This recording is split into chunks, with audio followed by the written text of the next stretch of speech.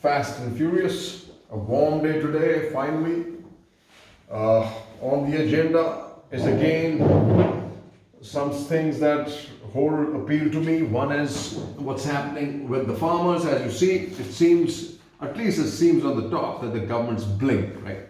Government says can put farm law on hold for 1.5 years. Center blinks. Let us keep laws on hold for 18 months. Form joint panel. And it's the first time farmers don't reject offer and they say it will be discussed. And this is my call, right? If this farm laws are delayed 15 months, right? I think just like the NRC and in Assam, which is now has been shelved, the purpose of it, I think, which is the Punjab election, would have gone by. And I think that at that time they will seriously get down to debating and creating the right law. Right? So farmers rightfully will stick to stir plans, including Republic Day tractor rally.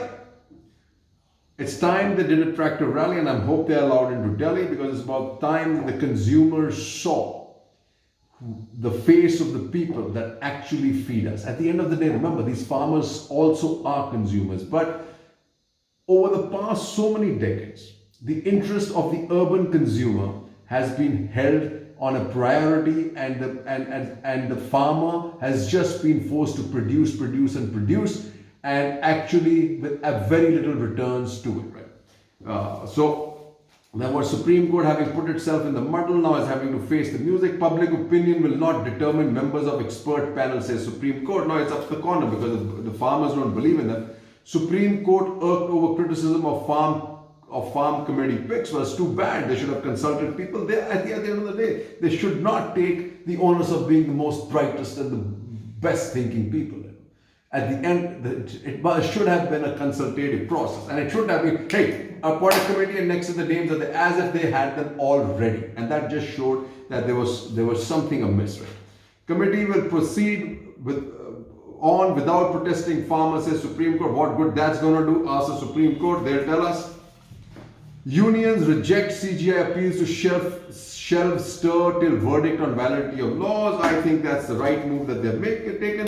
But the problem with the BJP continues. Terrorists with AK-47 Khalistan flags. Dausa, BJP MP on farm protest. And look about Ragini Tiwari, another BJP miscreant. Threatening video, police intend to question Ragini Tiwari, she says, not in city till April. Days after booking Ragini Tiwari, Janki Behen, a self-proclaimed Hindutva leader, after a video went viral where she openly threatened to end the ongoing farmer protest. How she's going to end the farmers' protest, I have no bloody idea.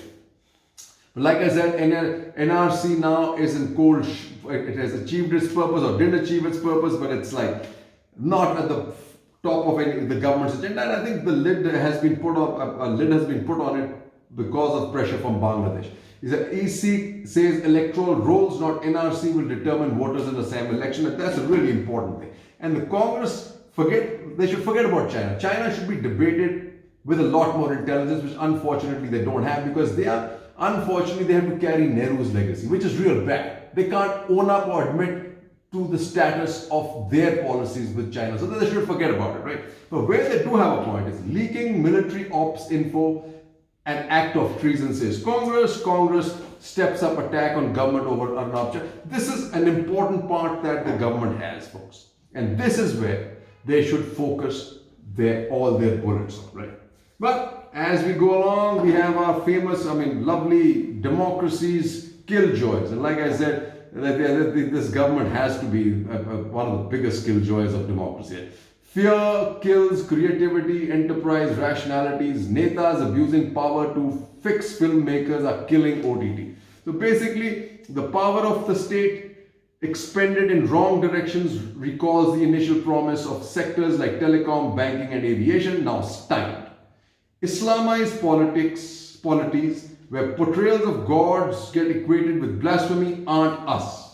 We are the land where the sacred and profane have coexisted and jostled for space and art, culture, and yes, religious practice for centuries. Now, this is important, folks, but we are killing it. Here do you see Karnataka man held for rape, cheating in UP Gorakhpur. So obviously they dropped the charges of kidnapping because they were not holding. So now they go after this guy from where's this? From Karnataka in Gorakhpur and gone after him for rape and cheating. Okay, but the High Court continues to do its bit.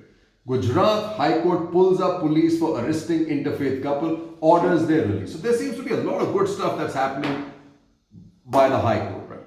And I think that it's time that this competitive religious politics in the BJP between the UP Chief Minister, the Madhya Pradesh Chief Minister, now it seems that Rupani from Gujarat is jumping in it too. Actually, they put a lid on it because this is really destroying India's character, it's destroying India's positioning. As it is, the British Chatterham report has come out against this, and this is going to become big issues even with the Biden administration. We can't really keep covering up and accept to go forward. Cheers.